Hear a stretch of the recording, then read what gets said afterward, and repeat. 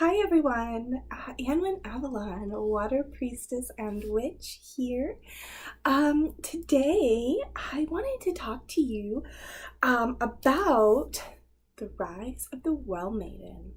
So a little bit of background. Right now, actually, I am burning some Avalonian incense. And so what a good way, I guess, to start this off is to talk about well maidens from Celtic lore, and of course, the Avalonian incense. Now you might be thinking, why are you burning incense? You're a water witch. You're right. I love to burn incense. And there's a lot of, it smells good. There's a lot of actually water goddesses that are also associated with fire, such as Bridget Sulis. Speaking of Sulis, I'm wearing some earrings that I got across from her temple this past summer when I was on one of my pilgrimages to the UK. So let's go ahead and start. So I'm reaching down here because I have the class description, which I'd actually like to read to you. So what the background on this is, at PantheaCon of 2019, I taught many classes and was part of many different events. And basically, I taught working with water spirits, water witchcraft, water magic.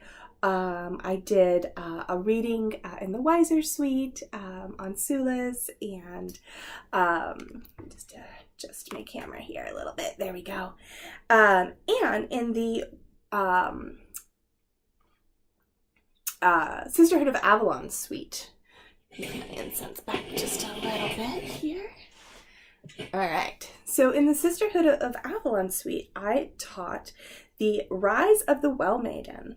And so I want to go ahead and start by just reading you this description of the class that I taught. It was a smaller class because it was in one of the hospitality suites and not one of the main rooms like my other classes were.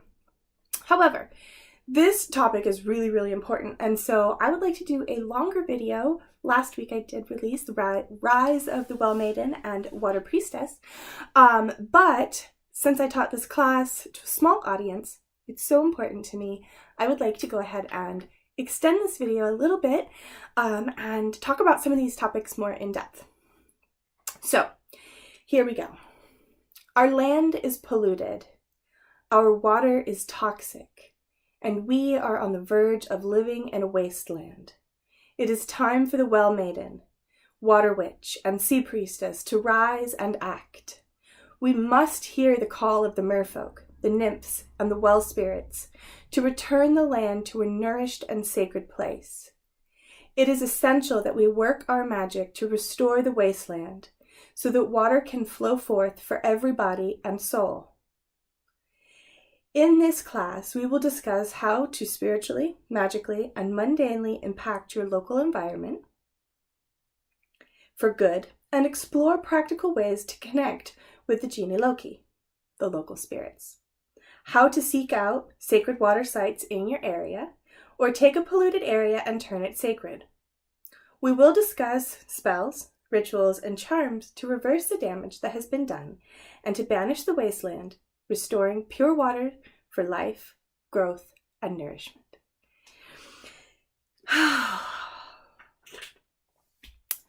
So, the rise of the Well Maiden. It's time. It's time. So, the story of the Well Maiden, I do have another video that you can watch. I will link it below. But in short, the story of the Well Maiden is, at one point in time, there were well maiden water nymphs or water spirits or priestesses that would tend a sacred well. And anytime a traveler would come by, they would be given food and drink and hospitality. However, this continued for a very long time, and one day, a bad king, came and passed by a well maiden, and instead of partaking of her nourishing waters and the gift that she's going to give him, he assaults her and kidnaps her and makes her, I'm going to take my glasses off. There we go. Making some strange lines on my face. So he kidnaps her. He takes her and he takes her golden bowl. He takes her back to his land where she must serve him. Now, this didn't just happen to the one maiden, the one well maiden. What happened was all of his knights followed this example and did this to the rest of the well maiden, which caused them to retreat back into the well, or back into the other world, or Avalon, or the Fae, the fairy world, the land of the Fae, the Hollow Hills. And because of that, the land became barren. It became dead. And so we are living in a time where we can see this mythology happening again and again and again. And it's taking place in a modern context. And we see this with the indigenous water walkers and water protectors fighting for our water and calling others to protect. And then what happens to them is they get assaulted by thugs, hired thugs, to stop their work. We see this with the land just being destroyed by oil companies. We see this when they drill and they leak this into the land, this oil. We see it leaked into the land. This is difficult to talk about because what is happening is just horrific. There are many people that don't believe that water is a human right. There are many places that still do not have clean water. There are places right now where clean water is being destroyed. And it's not just about the water. I mean, rainforests are still being torn down and housing developments are going up, and there's a lot of assault on the land, and the water is being polluted as well. Now, we see a little bit of this well maiden reflected in the laws that have been recently passed, or that they're attempting to pass, where men are basically going to the lawmaking places, courts, and creating laws that regulate the female body.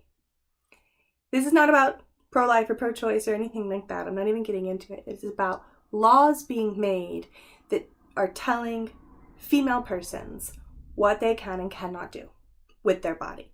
We see this with trans people as well, where there's discrimination and bathroom laws trying to be passed, where people are literally trying to regulate the body of other people.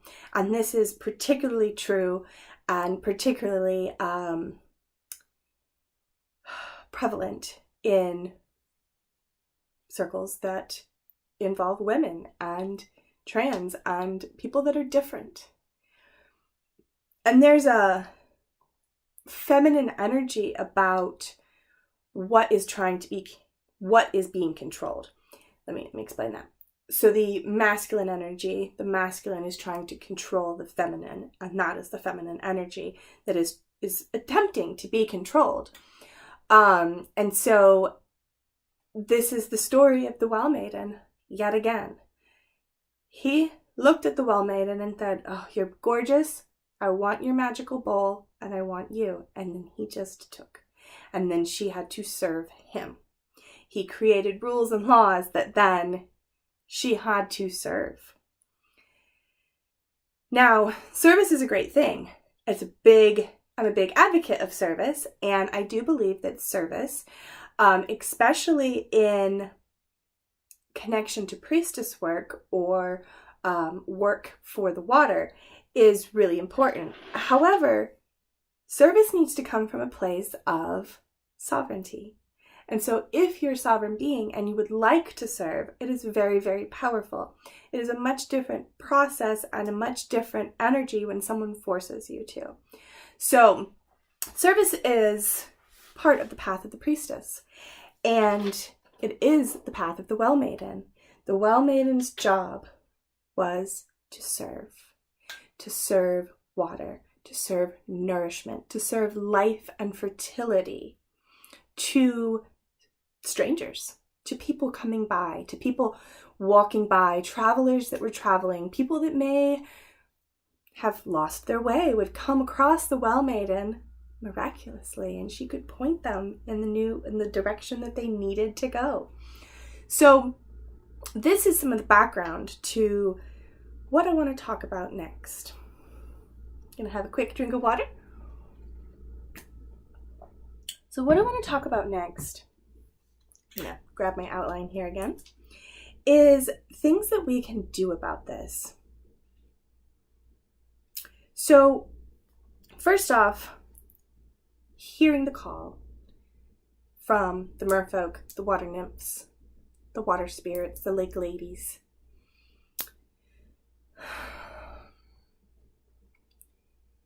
Is really important. And they will speak to you, absolutely. It was 2008, so more than a decade ago, 2007, 2008. I had been practicing as a solitary witch for some time, and I was about to start my training as a priestess, but I hadn't gotten there yet. And I didn't know what that priestess path would look like. I just knew. I mean, I was very young, and so I just knew that I was going to end up being a priestess. And it's amazing how magic works and how you get put in the right place at the right time. And perhaps you're seeing this video and you're feeling the same thing, and this is the right place and the right time for you. And as it happened, I kept getting this pull and this push to seek out a circle. And I did. I was living in Okinawa, Japan at this time, and there was an American circle, spiritual circle, witches, druids, metaphysics, you name it, they were there. And we were all practicing together in a very eclectic circle. And one day they told me that they had an adopt-a-beach. So we went down to the beach, and there was a shrine to a sea goddess there, and we cleaned for hours. We cleaned the beach for hours and hours and hauled away just bags of stuff. And this was the start of my practice. Although, I mean, I had been practicing before, but this was the start of my priestess practice. I visited the same beach many times and the shrine, and I connected with the sea goddess, and she really helped me from that point on find a teacher and a coven and a school to become part of. And it just so happens that it was in a coastal area with two very watery witches that had been working strong, good magic for a number of years. My priestess was also a healer, and so I was also taught Reiki, and I was able to learn how to become a healer and also a witch and priestess. So the reason that I'm telling you this is because if you're being called to the water and you're already hearing some of the pull that it's time to answer, it's time to step up and put on the water priestess mantle and say, okay, it's time to work this magic. Now, how can we start to work this magic? There are so many ways. First off, making sure that you are a healed, whole, and grounded person is essential. Now, we're all whole. Let me just start with that. We're all whole people, even when we are in our most broken states. We are whole. All of our pieces are always there. But what I mean by being a whole person is by making sure that you are in the right place in your healing process and that you have conquered a lot of your shadow work. If your ego is tied up in this work, you're not going to get very far. Your identity is not Water Priestess. Your identity is you, and your work and your passion is to be a Water Priestess, to serve the water spirit, to serve the water.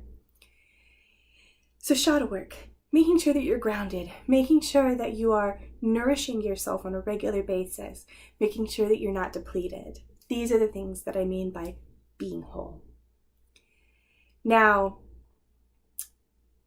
grounded is important as well, because grounding is the basic foundation for many magical practices and mindful practices and meditation. This is an essential building block that everything can be built on after. Now, a tiny bit of shameless self-promoting here, but if you're looking for ways to ground using water, which is different than your typical go hug a tree, put your feet in the sand, that type of energy, then you can check out my book. I'm trying to flip open here to see what page it might be on in case you already have it. But I don't want to spend too much time here with this. Perfect. Okay, so it is in chapter 2 and it is on page 48. Grounding and shielding, and there are many ways for you to ground and shield. Shielding is also really important, and that's something that we can talk about in another video. But so these are kind of the essential building blocks, and making sure that whatever your practice is, whatever your lineage is, whether that's witchcraft, whether you're a solitary witch, whether you're a druid, metaphysic, it doesn't matter. Like whatever your path is, whatever it is, making sure that you're studying.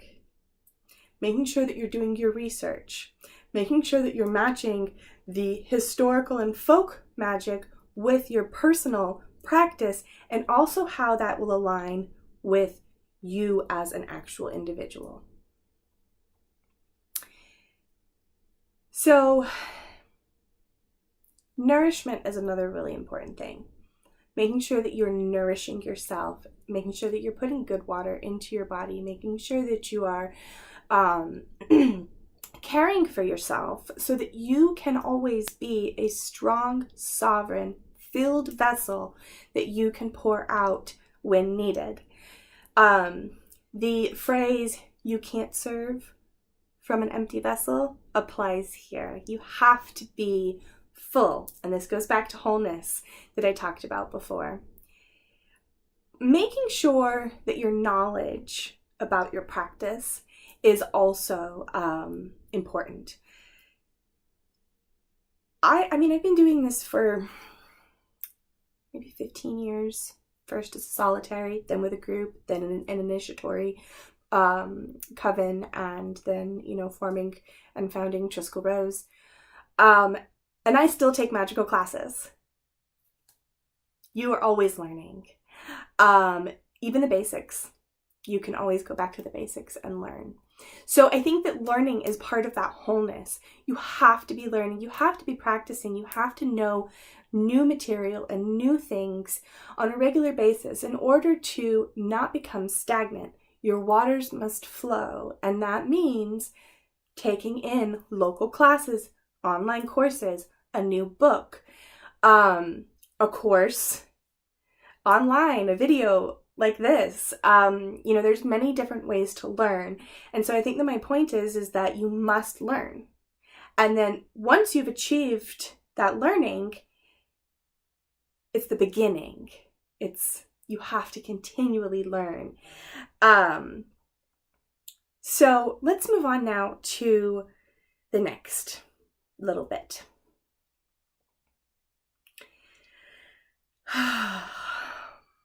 It is essential that we work our magic to restore the wasteland so that water can flow forth for every one, body and soul.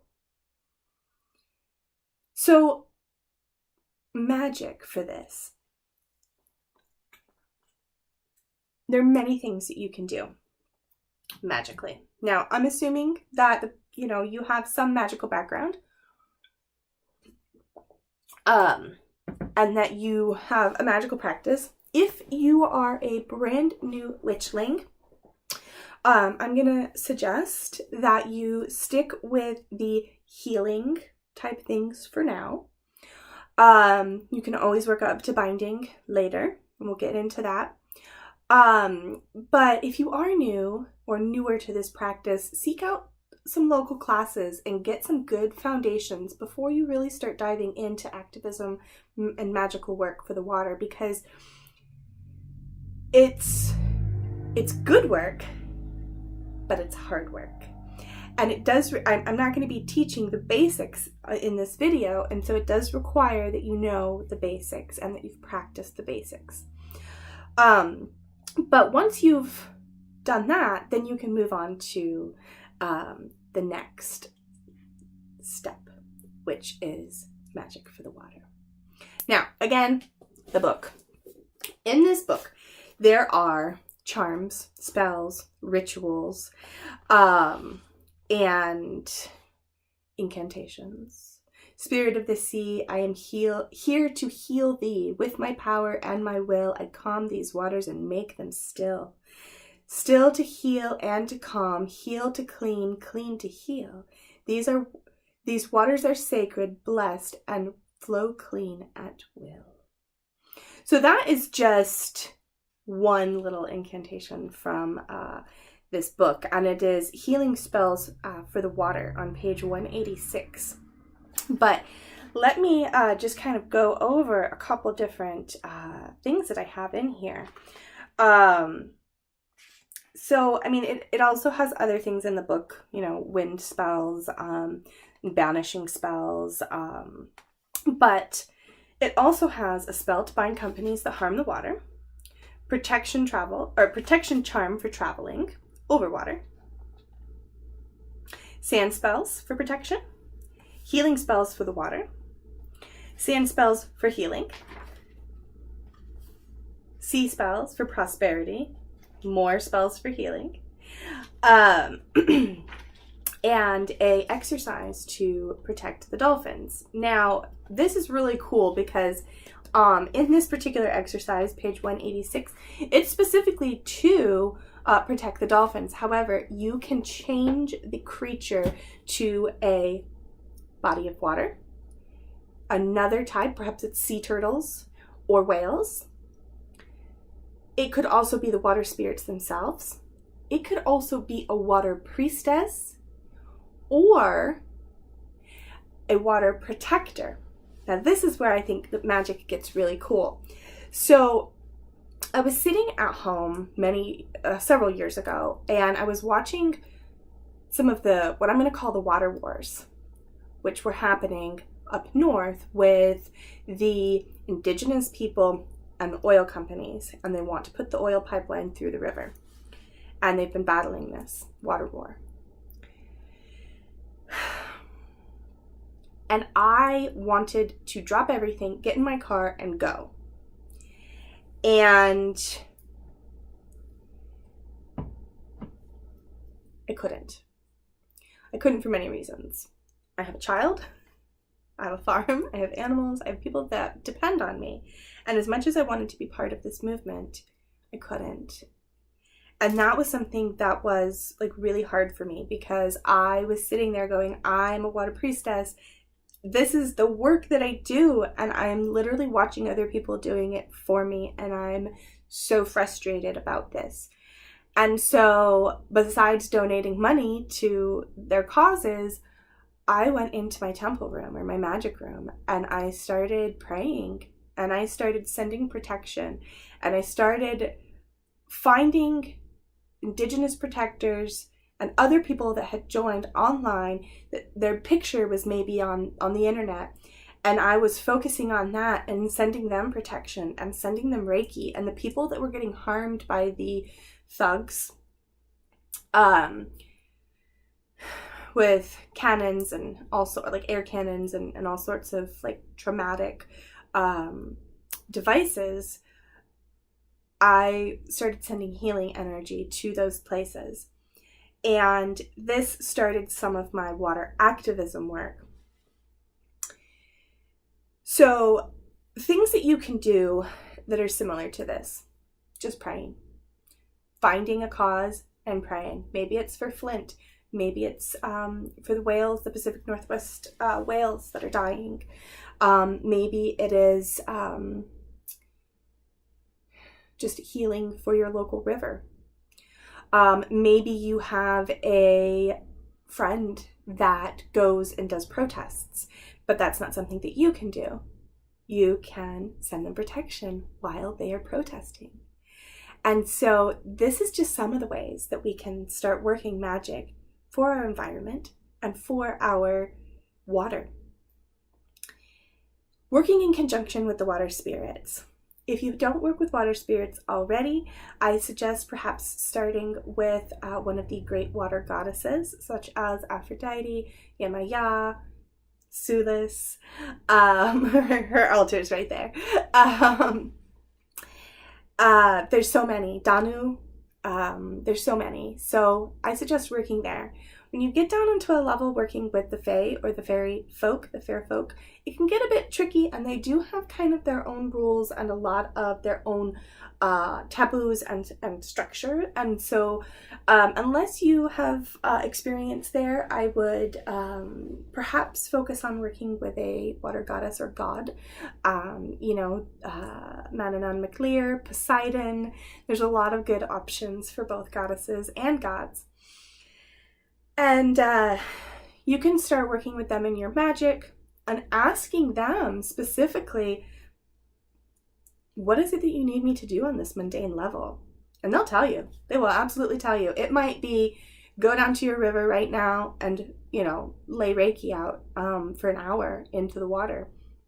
It might be that you walk out of the temple room or your meditation experience and you're like, I have no idea what I'm supposed to do. I didn't get anything. And then something comes in the mail, or you turn on the TV and there's a commercial or an event that has to do with water. And so pay attention to that kind of stuff, because the water spirits and gods and goddesses speak in strange riddles oftentimes, but they do speak, and they're loud and speaking.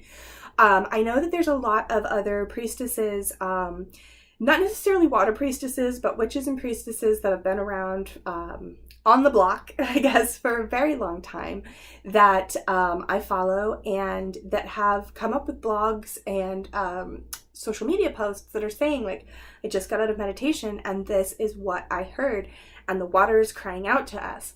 I'm like, yes, it is. It's been crying out for so long. For me, at least 15 years I've been hearing it. And so what I did when I heard it was I went and got the training that I needed to be the most effective priestess that I could be. And the water spirits led me right to the right people, people that could nourish me and could skyrocket me off into the path that I needed to be. And that's what happened. And they laid the foundation for my water priestess work. And then over the years, I started teaching classes. Well, I first actually started with rituals. We started doing water healing rituals. And then I moved on to classes, workshops, and eventually the 9-month water magic course, which eventually became the outline for the book. Though they're different in content.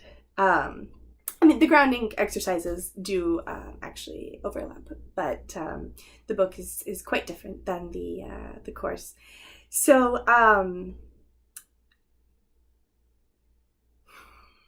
they're calling, they're talking, they're saying, pay attention. It's really important. It's really important that you hear this and that you start acting. And what happened is they brought me to Glastonbury in 2012. And they took me back to Bath and showed me that I had been part of this for so long. I first visited Sulis's temple in Bath in 1980, the late 1980s. I was 5 when we first went there. And then she's just been whispering.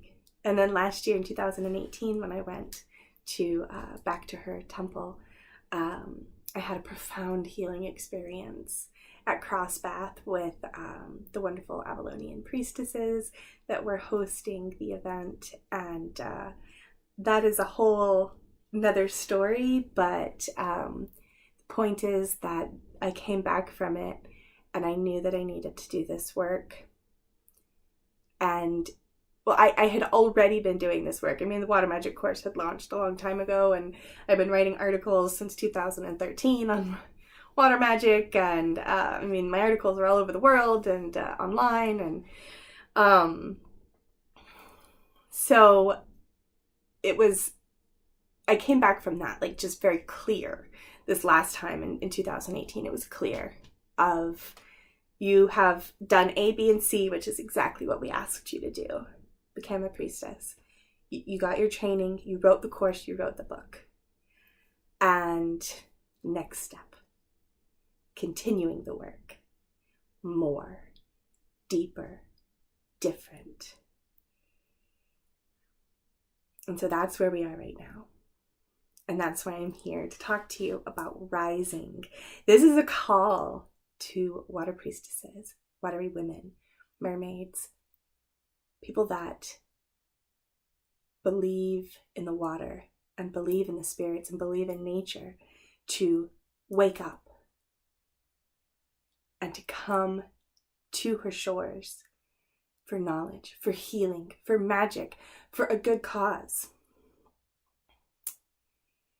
If you haven't seen the movie Mad Max Fury Road, it's a good movie to watch if you want to see what a world without water looks like.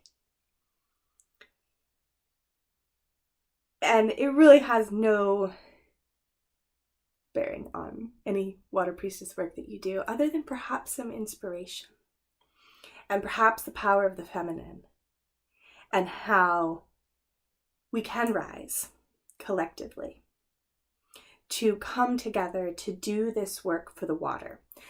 Now, let me go ahead and move on into that work. So I wanted to talk about protection first off. So there are many ways to perform protection magic, and you can perform protection water magic, or you can perform any type of protection magic, whether that's candles, water, incense, sigils, doesn't matter. It can be any element. It doesn't actually have to be water, but it can be. And so what you can do is work protection in whatever your most strongest modality is for the water. Protecting it from companies that are going to harm it. Protecting it from the plastic and the pollution that's already in there. And doing things like writing protection sigils along the seashore, carving protection symbols into things like driftwood and leaving it where you found it, with only doing the carving into the actual wood itself. Stones can be charged. You can create patterns in the sand that are protection. There's many different ways for you to create protection magic for water, water spirits, and those that are actively protecting the water. It's also good that you add some protection for yourself, because you are also working on protecting the water. So don't forget yourself. Full cup, remember, you can only can't pour from an empty cup. So healing. Healing can also be done in many of these different ways. Things like carving healing bind runes, carving the Reiki Choku Rei symbol, or even taking things like singing bowls and water that you have been working with for perhaps 2-3 moon cycles, and depositing this clean fresh water into polluted water, really bringing that energy in. Now, is a cup of water going to, like, pouring it into polluted water, is it going to change the water? No, that's not how magic works. What you're doing is you're attempting to amp up the healing charge. You are directly depositing healing energy into the water itself. And if you do it and somebody else does it and somebody else does it, there's a ripple effect. You're throwing the pebble in the pond, and the ripple effect is what happens. And if we're all throwing pebbles into the pond, we're all rippling out and we're all touching each other. I would love for there to be 9,000 priestesses in the world working for the water. 9,000 water priestesses. We can do that. I already know that there's 1,000 of us, because I mean, the Sea Witch group has at least 800 people, and the Water Witch group has 500. And though there is some overlap, I know that there's at least 1,000 people right now that are interested in this type of work and are committed to water and the energies and the spirits that are dwelling within. If you're an energy practitioner, such as Reiki or another healing modality, you can go to the local water bodies on a regular basis and lay hands on the water and send in healing energy to the water. This is about amping up over time. This is about establishing that every body of water is a sacred temple. This is about collectively doing work on a massive scale so that we can make a difference. Binding and cursing. I will briefly talk about this. This is something that is a bit controversial, but I'm the type of person that believes that if you're hit, you have every right to hit back. And we're at a place in our world, a time and place now, where the water is being assaulted. And so if you feel compelled to meet this assault with a binding spell, then I support it. Cursing is a bit different. This is what I will say with it. Advanced practitioners who know how to work magic on an advanced level, that perhaps already have an arsenal of spirits they work with and who have bargains and petitions between you and the spirit world, may choose to work more aggressive magic that is cursing. And this may be directed at an oil company CEO. This may be directed at the CEO or CIO, CEO, I don't know, the C's, the big dogs up in places like Nestle, where they pump water for free and sell it back to us for $3. And they don't believe that water is a human right. So if you find that you are in the place where you know what you're doing, you know how to protect yourself, you know how to remove that energy from yourself, and to employ spirits to do this kind of work for you, I support you. But I'm going to give a big note of caution to anybody that does not necessarily fall into those parameters. It is more important that we're working the magic on a massive scale. And if that means that you're only working protection and healing magic on a regular basis, that's fine. It's really important that you don't take this to an extreme, or you get really angry when you see these things happening and you act out of anger.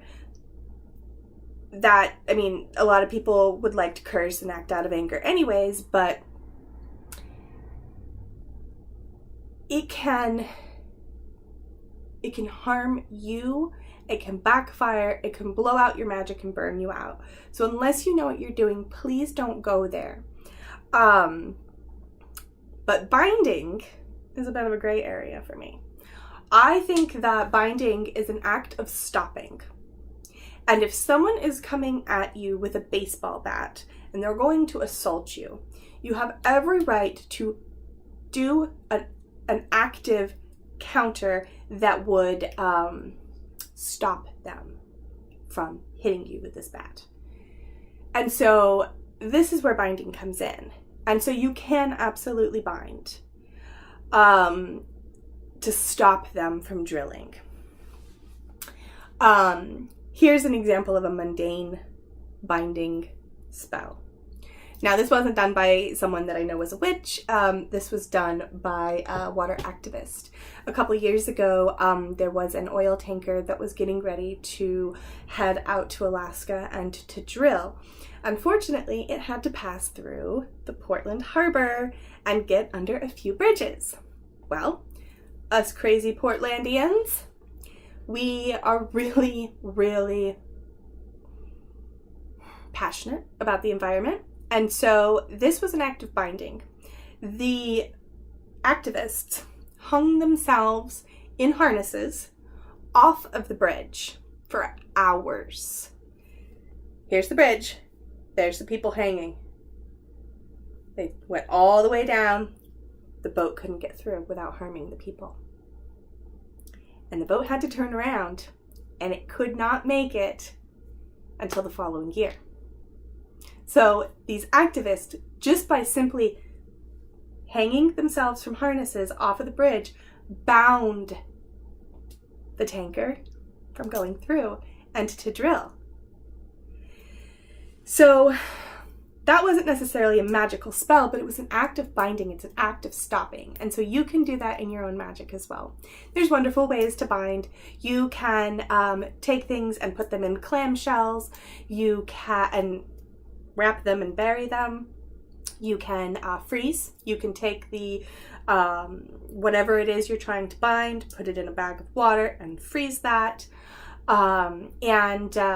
There's other ways, whatever your most favorite magic practices for binding, you can absolutely use. Perhaps you want to work on binding the people that are active in the whale and dolphin slaughters. Or a new housing development from coming in and destroying a sacred site. I mean, it's not just about the water. You can take this back into the green world instead of the blue world as well. Okay, let me look down here and see what else we may have that I wanted to touch on.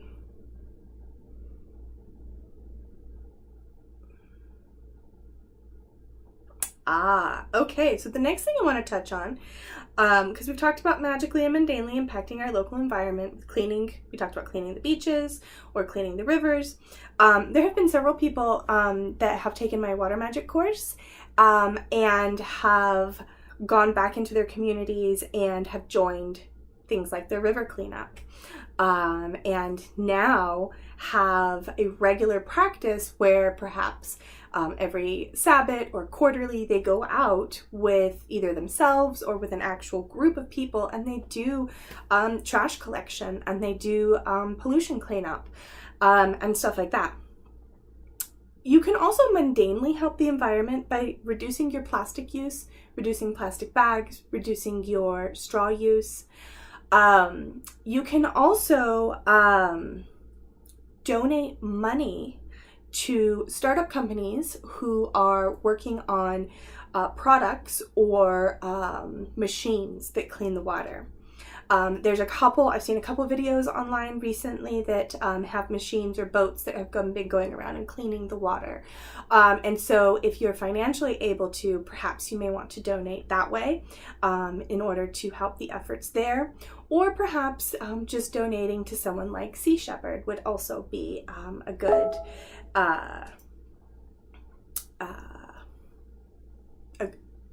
donating to Sea Shepherd would also be a good group to send money to, knowing that the money is actually going back into the environment. So let's talk about actually getting out into your local environment and seeking out your water sites, whether they're polluted or sacred already.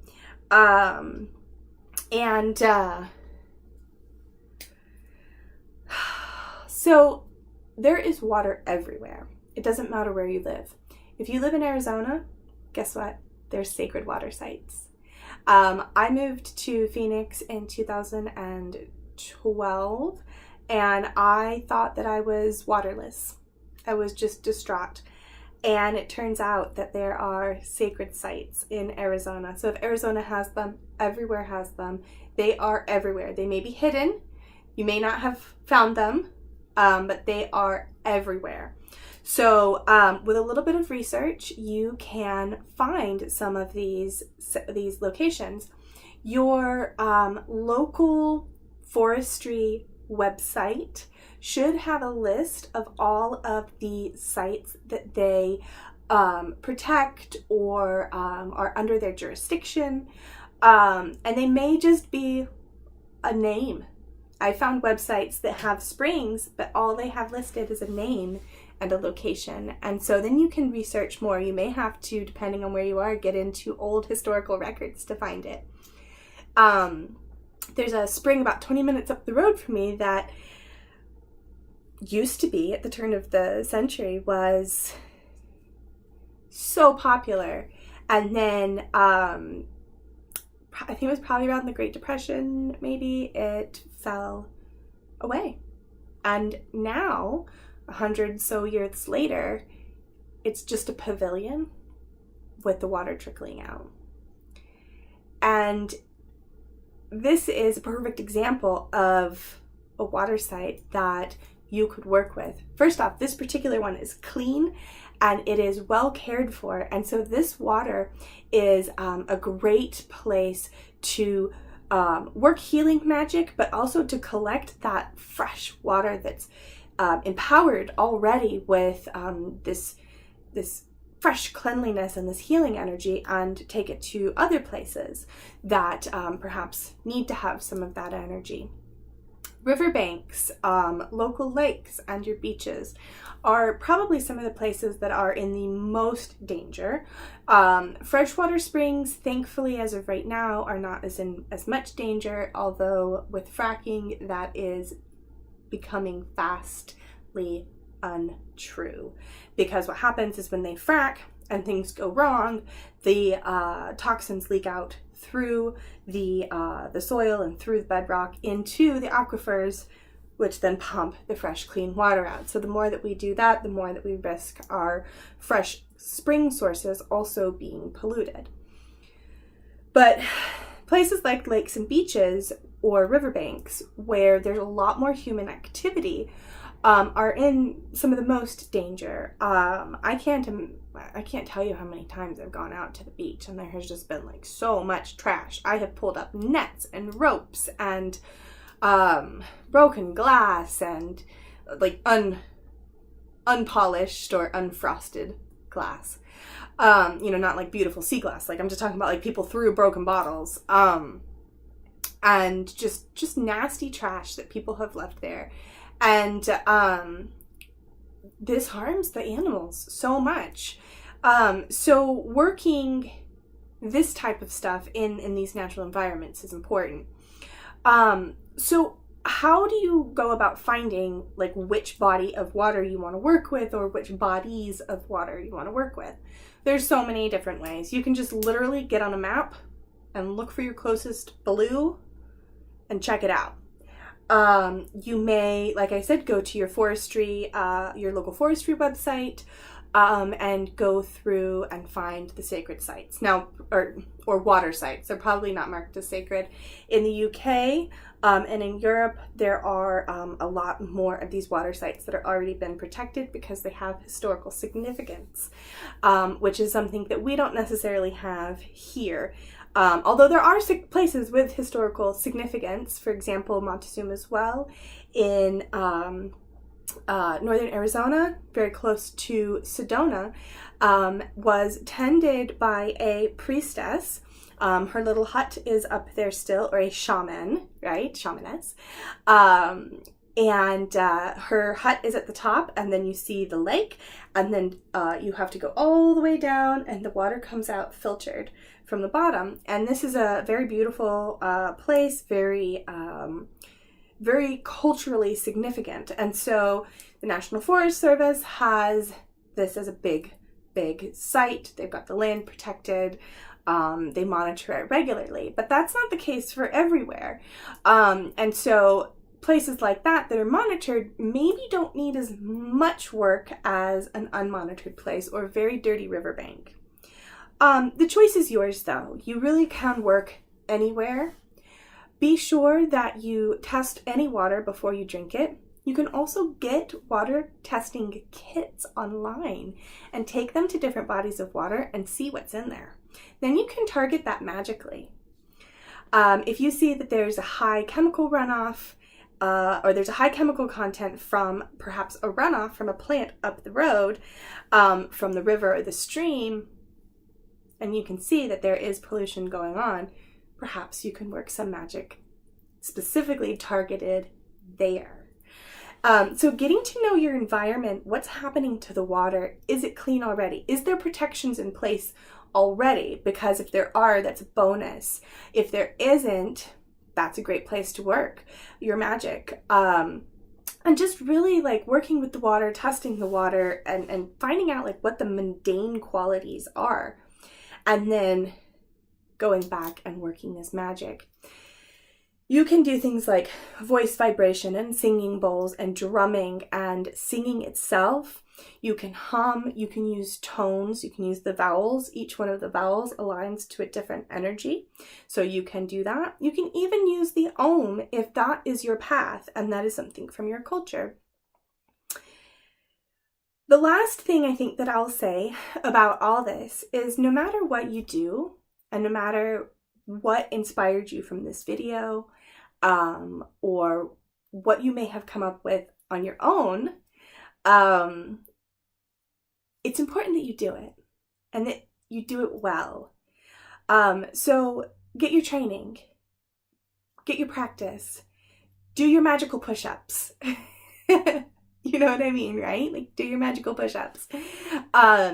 Become a very skilled witch or priestess and then work this in your environment, because we can make a change, we can make a difference, we can rise once again.